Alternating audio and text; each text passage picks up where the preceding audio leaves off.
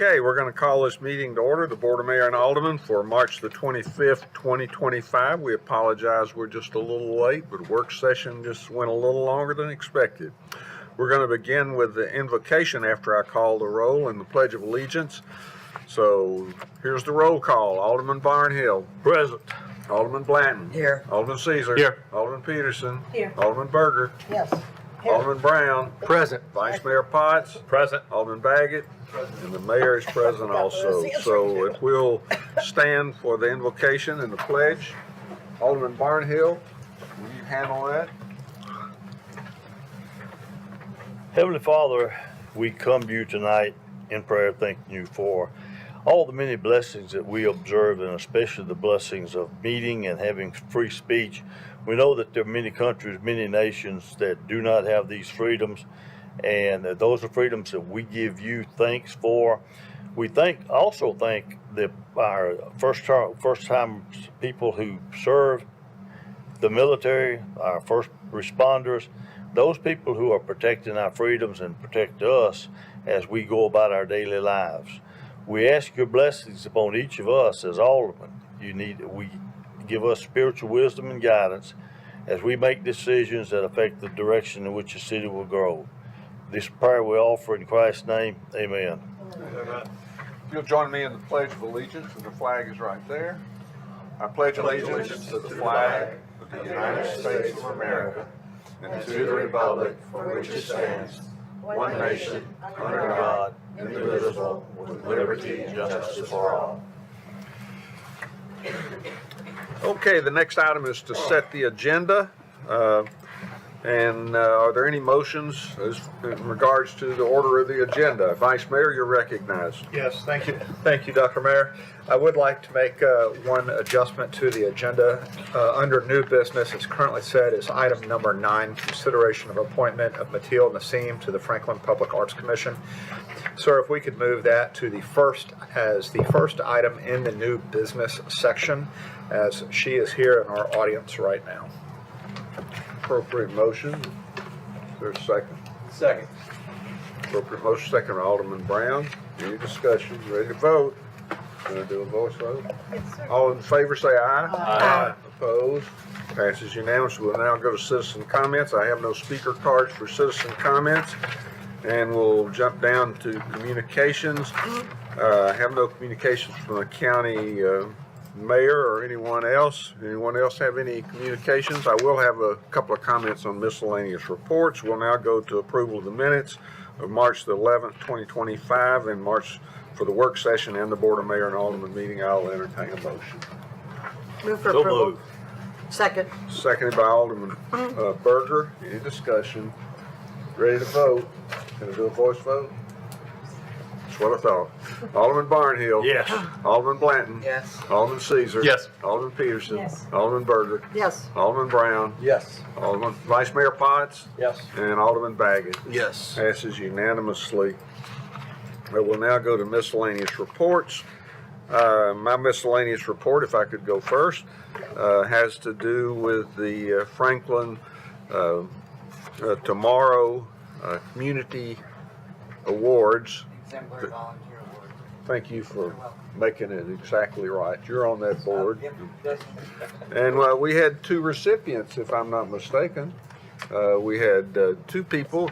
We had 3. Oh, we had a fireman, yes. Yeah. So we had a David Constant. fireman that received an award, and then we have Eric Stuckey that received one of the presidential awards, as well as Matt and Julie Brown for their work as volunteers in the community. So congratulations to those folks. Any other miscellaneous reports? Yeah, David Constant is a young firefighter, been with us about 4 or 5 years, has really been instrumental in developing the summer camp we did last year, the internship program that's included in the upcoming budget, and integrating fire management or fire sciences into a component of the college, career, and technical education program at Williamson County Schools. So David was awarded in the emerging leader category. So we're very honored to have that. So give him he deserves a hand as well. Mayor, we do have a couple events coming up this week that I wanted to highlight before we move on. Tomorrow morning at 11:30, we are breaking ground on the Pearline M. Bransford Complex, the Pearl, out in Southeast. We've called it the Southeast Park for many years. We don't have to call it that anymore. It has a name.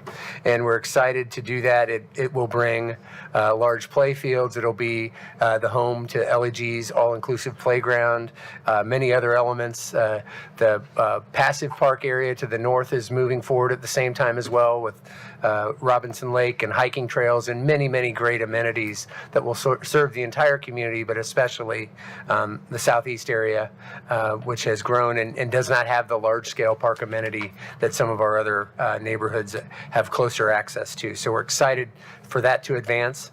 And then we get to observe a state project moving forward with a groundbreaking on Friday morning at 11 o'clock.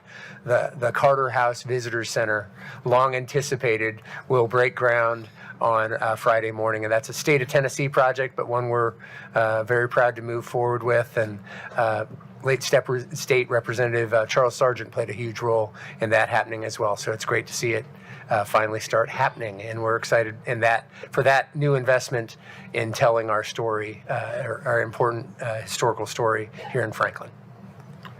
With that, we'll move to I'm sorry, Alderman Berger. I think most people know if they can always look up Carter House to get to that place. What time is that Carter House? It's at 11 o'clock on Friday at the area of the existing visitor center general area along Columbia Avenue. All right, and the other thing, could we tell the people at home where they want to show up if they live down there and want to come to the dedication of the park?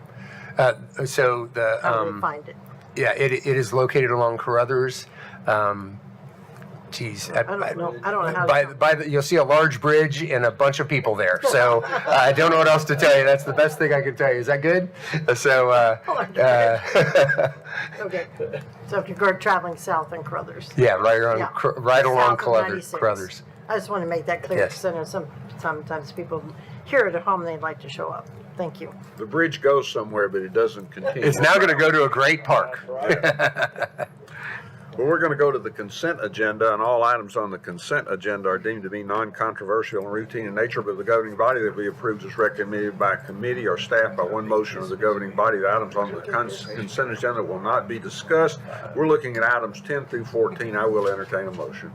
Move for approval. Thank Second. you, Alderman Blanton, second by the vice mayor. Any discussion? Ready to vote? Alderman Barnhill. Yes. Alderman Blanton. Yes. Alderman Caesar. Yes. Alderman Peterson. Yes. Alderman Berger. Yes. Alderman Brown. Yes. Vice Mayor Potts. Yes. Alderman Baggett. Yes. Passes unanimously. We'll now go to item number 4. This is a public hearing, consideration ordinance 2024-22 to rezone 86.52 acres from Regional Commerce 12 to Plan PD 6.94 per 1,000. Mr. Mayor, I thought we had adjusted the agenda to move one of the items from the consent. It went from number 9 to the first on the new business. Yeah. Perfect. Yeah, Thank you. thanks for pointing that out. Yes, sir. For the property located west of Interstate 65, south of Bakers Bridge Avenue at 1800 Galleria Boulevard. Joey? Thank you. We're just seeing you stand up, so it kind of shocked us. Shocked me. But go ahead. We'd like to see you. I appreciate that. The applicant has submitted a rezoning request for Plan District with the entitlements of 6.94 dwelling units per acre, 1,659,584 non-residential square feet, and 120 hotel rooms. Envision Franklin places this property in the regional commerce design concept, which states that areas within the city have high-intensity activity centers that attract large numbers of people and employers from both within and outside the city. These areas include major employment and revenue generators that are valuable community resources, while also providing a mix of housing options that support a healthy, vibrant place to live, work, and play.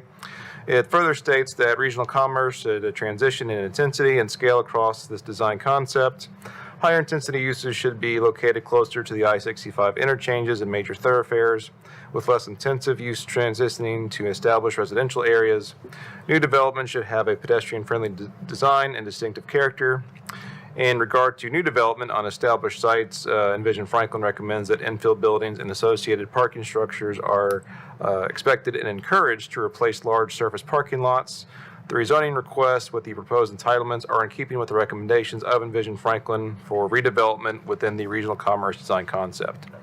Staff recommends approval of ordinance 2024-22, as did Planning Commission. Happy to answer any questions. Thank you. Do we have any speakers on this project? Seeing none, I'm going to declare the public hearing closed. We'll entertain a motion. Motion to approve. Appropriate motion by Alderman Barnhill. Is there a second? Second. Second by the Vice Mayor. Any discussion? Ready to vote. Alderman Barnhill. Yes. Alderman Blanton. Yes. Alderman Caesar. Yes. Alderman Peterson. Yes. Alderman Berger. Yes. Alderman Brown. Yes. Vice Mayor Potts. Yes. Alderman Baggett. Yes. Passes unanimously. We'll now go to item 5. This is a public hearing consideration resolution 2024-70, resolution approving a revised development plan for Cool Springs Galleria PUD subdivision for the property located west of Interstate 65 south of Bakers Bridge Avenue, located 1800 Galleria Boulevard. Joey?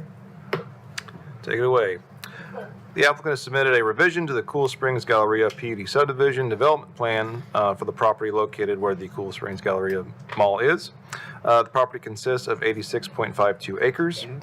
Envision Franklin places this property in the regional commerce design concept. Areas within regional commerce contain high-intensity activity centers that attract large numbers of people and employers from both within and outside of the city.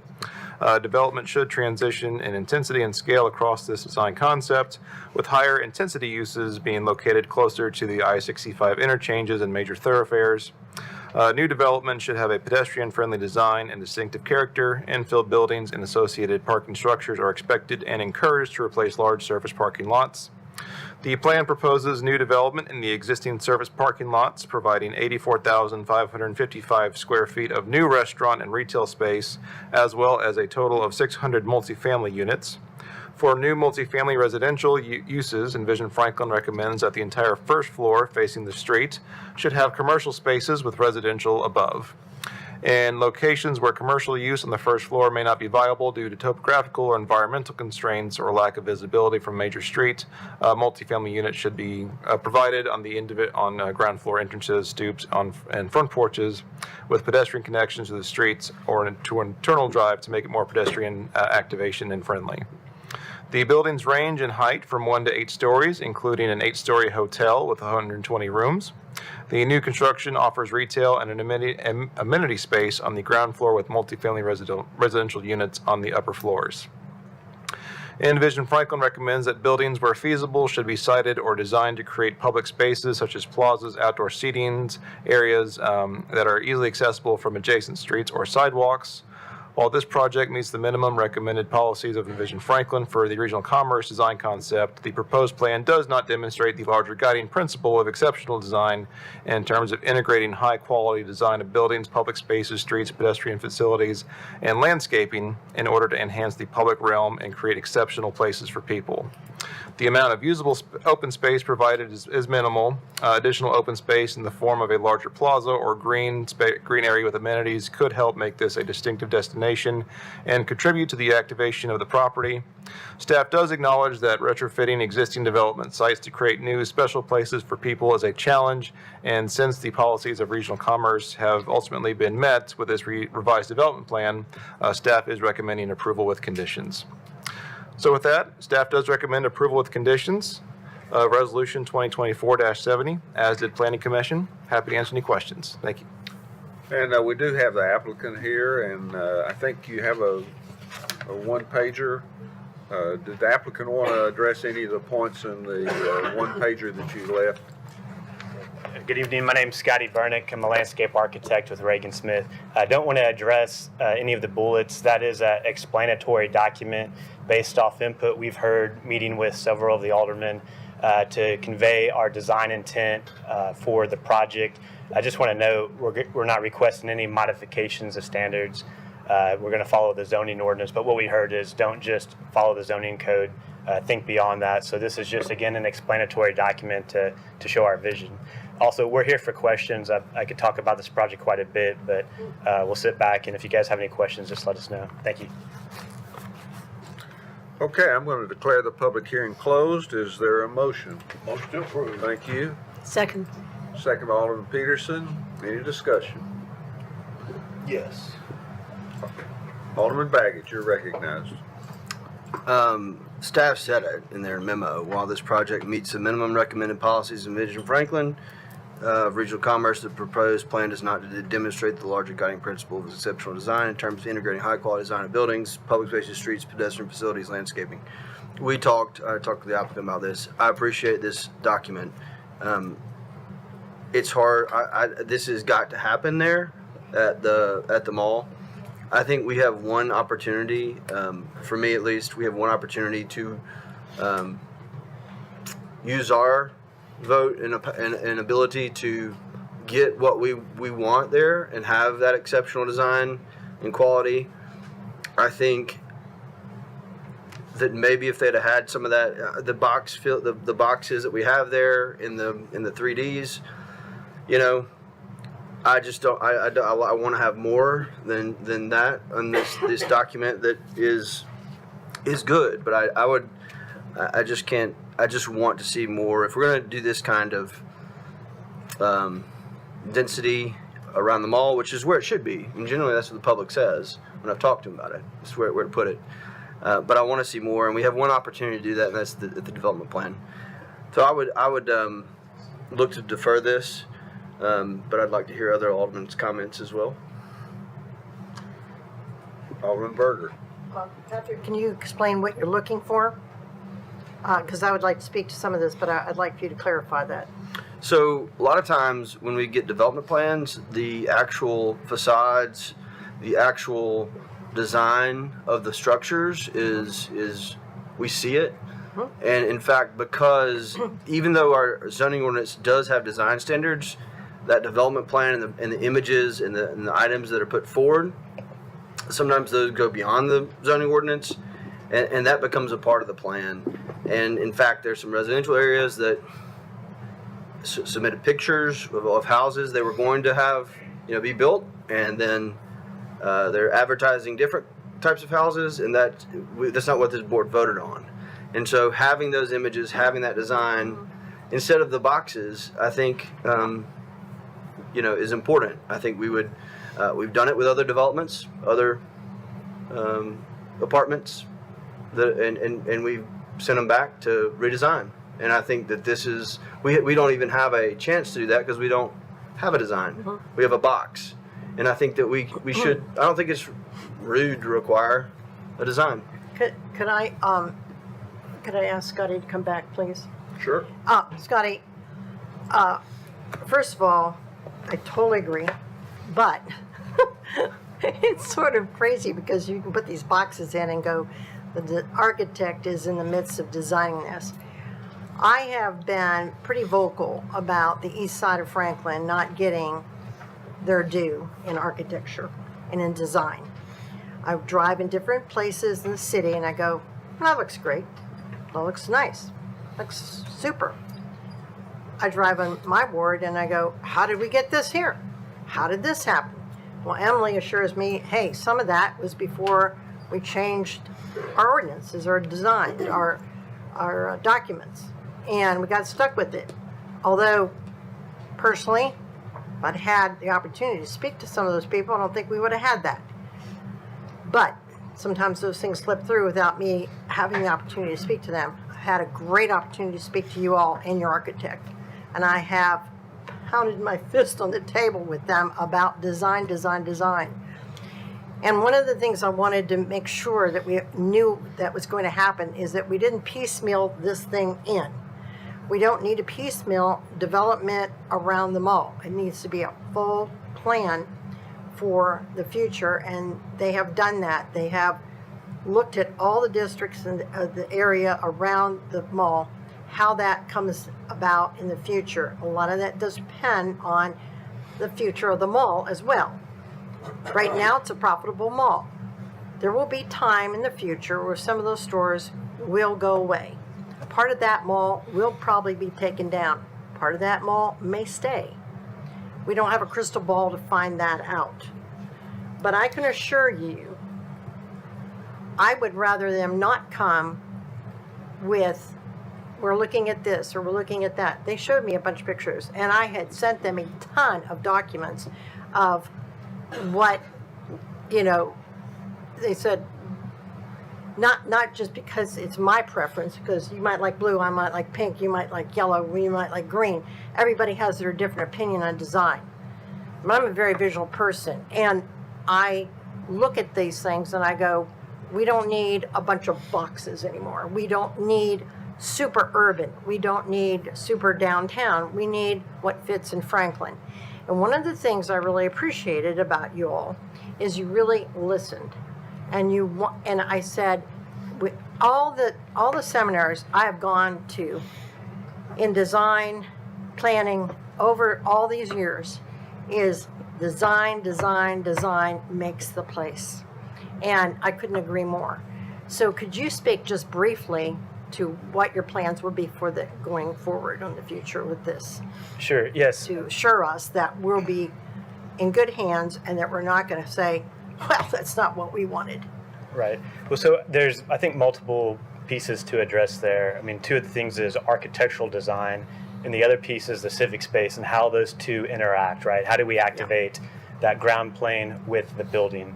Specific to, I think, sort of the exceptional design piece, on a greenfield site, would we come in, we would look at a design very different than we do right now.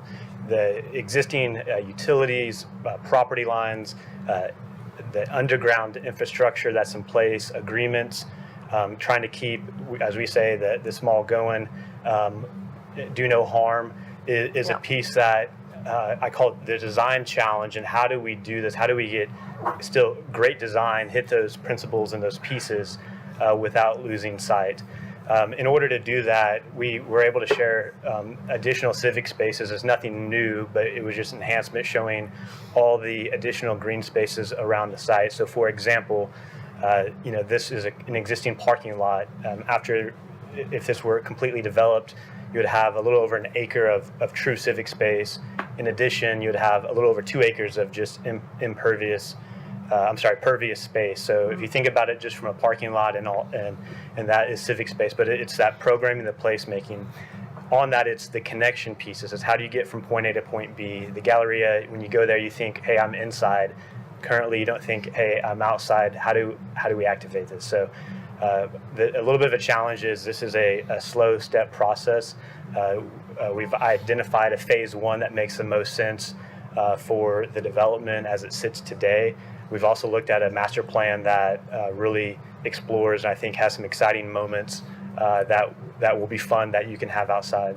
In terms of architecture, we do have an architect, and if you want to hear specifics, absolutely, we'll bring her up to touch on that. Some very basic things that we heard, what is wanted, what is expected on this is that it doesn't look like everywhere else. We identified and we went around some of the product in our town as well as others and said, this is what we don't like. What we didn't like, what we heard is the repetition of a building facade. So the same thing, or 3 buildings side by side that don't have any interest, right? So in order to achieve that, there's pieces that we would pull in. This won't be a historic downtown, but we are able to pull in pieces on that ground floor retail that are influenced by that design. Above, again, having what we call volumes in those building walls so that there's different pieces. I would like to say as a building is built over time, it appears as though it's built by a different architect, designed by a different architect. That's what we've heard most everyone say. That's what our intent is. That's what we've communicated in the explanatory. We have some very rough sketches we've done. We're excited to, enhance those as we evolve the process. We'll be providing those to staff, and I know that the multifamily folks for the mixed-use building are here. they're hearing this. They attended those meetings with us. More importantly, CBL, the owners are here, and this is extremely important for them to get it right. This is their front door, and they need to continue to compete and be the best in our area. Thank you. And I think the viability here is really important. That's what I've heard, the connection between the mall and the outside and the green spaces, the walkability, the massiveness of buildings broken down into different volumes, which is extremely important to me because we don't want it to look repetitive all the time. And the influences that you can bring to that, the connection, the greenways, the walkability of it, and the civic spaces to me were very important because as you design this portion of it, how you integrate it with the rest of the site, 10 years, 15, 20 years down the road, it's going to be very important. And I think I was very pleased with the direction you were taking there. And so I felt really good. And plus the other thing, I would say one more thing. Reagan Smith is in this community. You've been in this community for years and years and years. You people live here, you work here, you have children here, you go to school here, we see you all the time. This is part of your community, and you have a grave responsibility to get it right because you live in the community and you don't want to do a poor job. I feel really good about a partner that comes into our city and is here in our city rather than someone coming from the outside all the time because you know our community. You live in our community day in and day out. And so I think you understand that. And I've been, my fears have been put at ease on some of those things too. So I just want to share that, Patrick, since you brought that up because those are very good questions to ask. Thank you, Scotty. Appreciate that. Alderman Brown. I won't talk about design. I actually want to talk about Mallory Lane for a second. And Paul, I'm going to direct a question to you if you don't mind. And it's really just a sort of a gut check question. I mean, we saw today Mallory Lane is one of the top 5 projects that the Safe Streets is going to recommend. And I really, when you look at Mallory Lane, you look at Nickel Mill and you look at Crossroads, and you look at the internal circulation loop. I guess my question is, are we doing the best that we can do with the recommendation that's in here in those intersections? And I'm going to try to not make eye contact with Alderman Blanton when I say, roundabouts or what, like, are we doing the best? Because it seems like it definitely calls for a roundabout in this area to move traffic and we can't widen the road. It seems like we can move more traffic. It seems like we can make it safer. It seems like it begs for it. And it seems like now would be the opportunity before we add all this density in here to consider those types of things now. And it doesn't seem like we're doing enough in this scenario is my question. Yeah, what I would say is roundabouts, when you compare them to typical intersections, are always going to outperform a typical intersection for the most part. It would probably be the better solution, especially if it was a green field. It will be extremely expensive to try to retrofit some of these intersections to roundabouts, mainly because of all the utilities and the right-of-way impacts that roundabout is going to have right at that intersection. So if that was something the board wanted to consider, we would need to do some level of due diligence after we get a survey and look at those options and then bring those back to the board to evaluate cost, feasibility, and the traffic operations portion of it.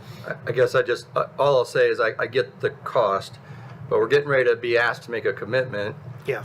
to reduce accidents and deaths. We got a top 5 accident area at Mallory Station, and we're getting ready to get asked to increase density significantly in an area like that.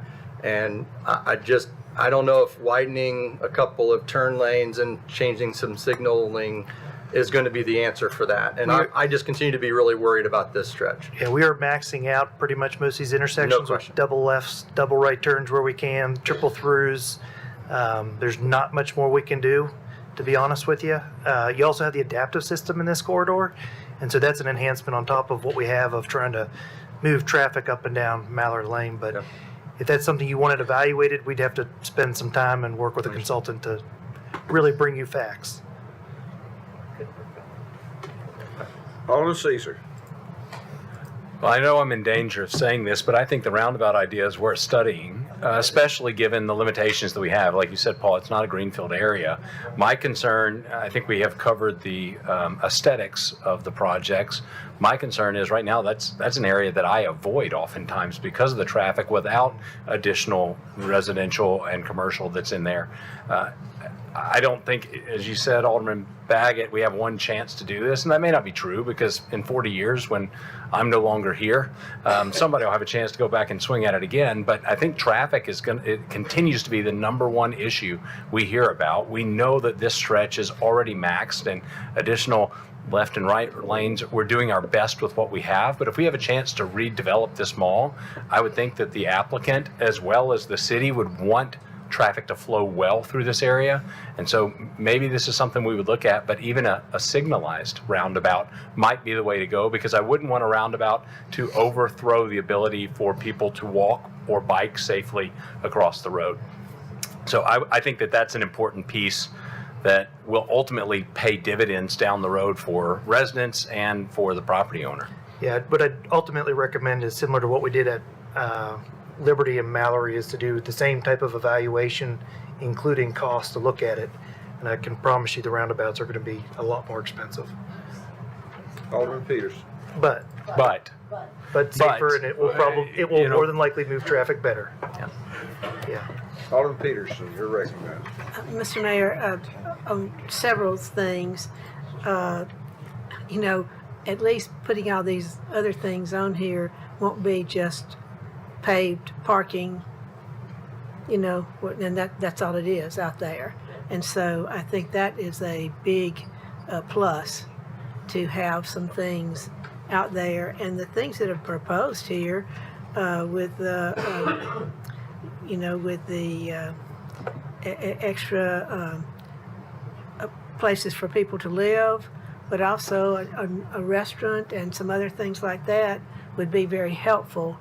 I definitely do not think that there's any way to put a roundabout in any of these spaces here. I mean, if you think about what's already there, that would just be unbelievably expensive to undo what is around there, to put a roundabout in any of these places here.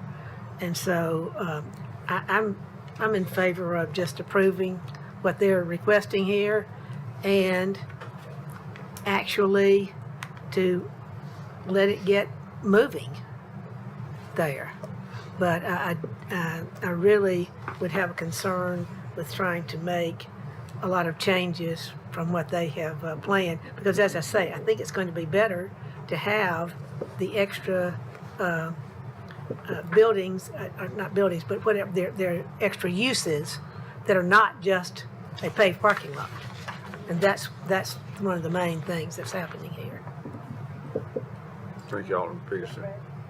I would just say that I don't think a roundabout is out of the question at all, because we had talked about that. And I think that it could be done in phases. It could be phased in over time, because this is just, as you said, Ann, this is the beginning phase of this. And there is years to come to being developed over there. This is their first phase, and I think that we should have that conversation as a board. Thank you for bringing that up, because I think we need to get on board with how do we move our traffic? How do we quit bringing gridlock to this city? And there are ways to do that, and you're right, it's going to be very expensive, but I think maybe working in tandem with you all, we could accomplish some of that, and maybe come up with an idea of when and where we could actually make those things happen. So I think the conversation has to continue. Yeah, and It's not necessarily backed up, and it takes 4 lights to get through anything like that. How many times do you go up there? Every day.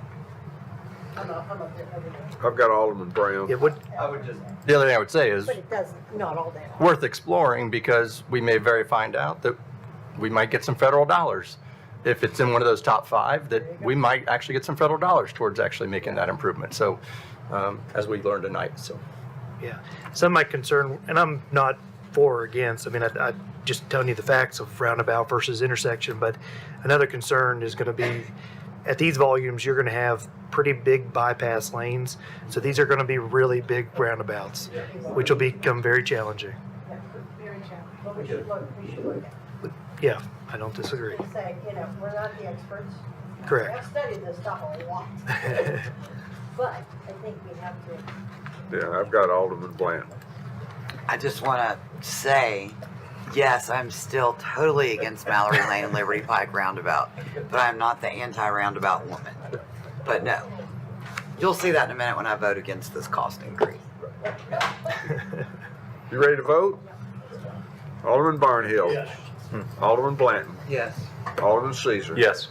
Alderman Peters. Yes. Alderman Berger. Yes.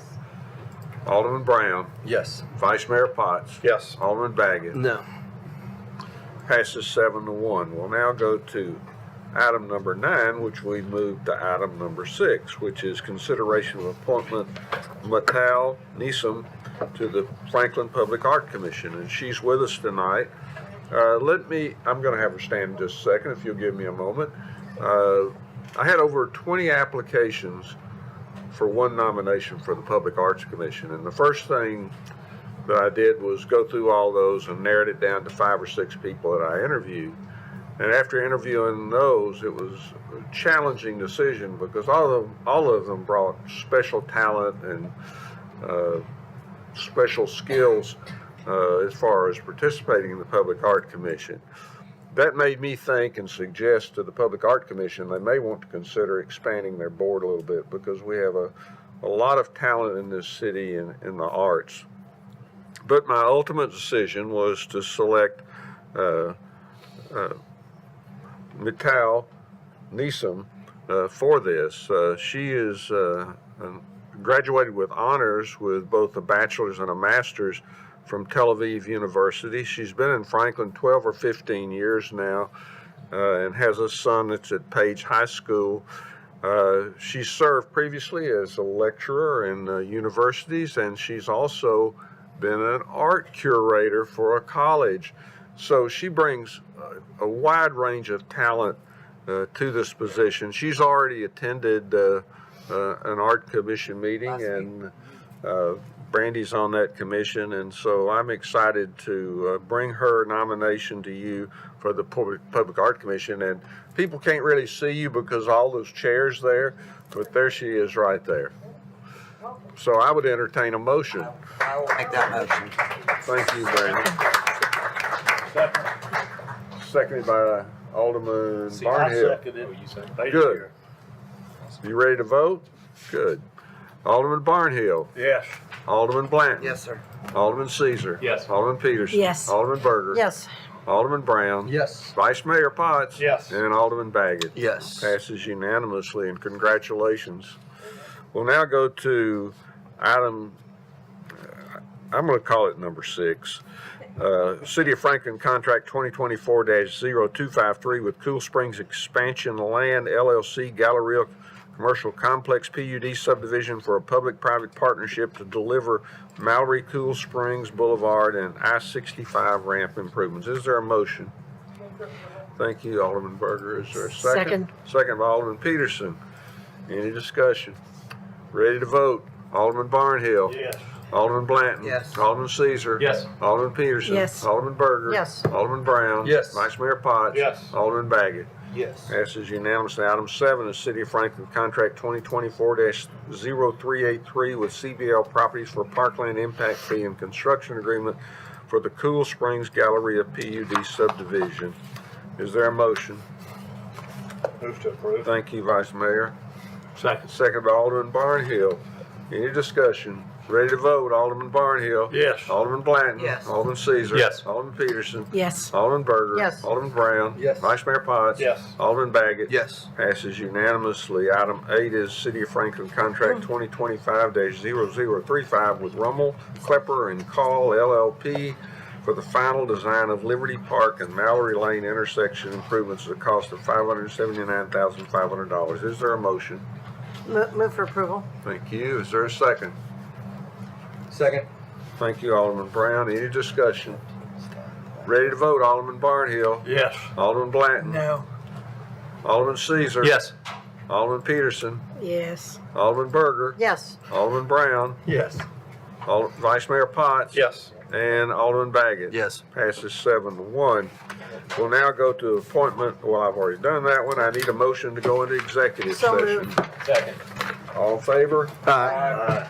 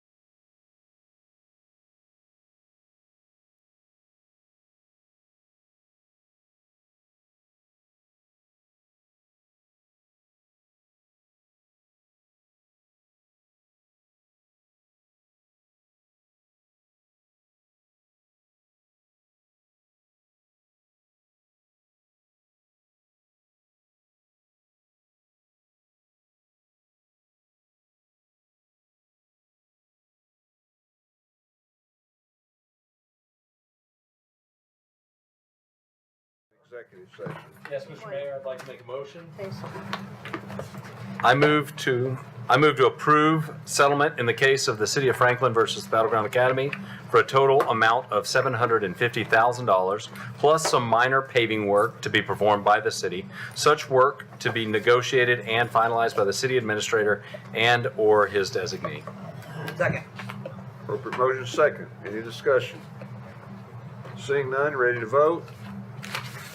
Alderman Barnhill. Yes. Alderman Blanton. Yes. Alderman Caesar. Yes. Alderman Peterson. Yes. Alderman Berger. Yes. Alderman Brown. Yes. Vice Mayor Potts. Yes. Alderman Baggett. Yes. Passes unanimously. Any other business come before this body? If not, I'll Motion entertain to a adjourn. motion to adjourn. Thank you. And the second was by, all in favor say aye. Aye. We're adjourned.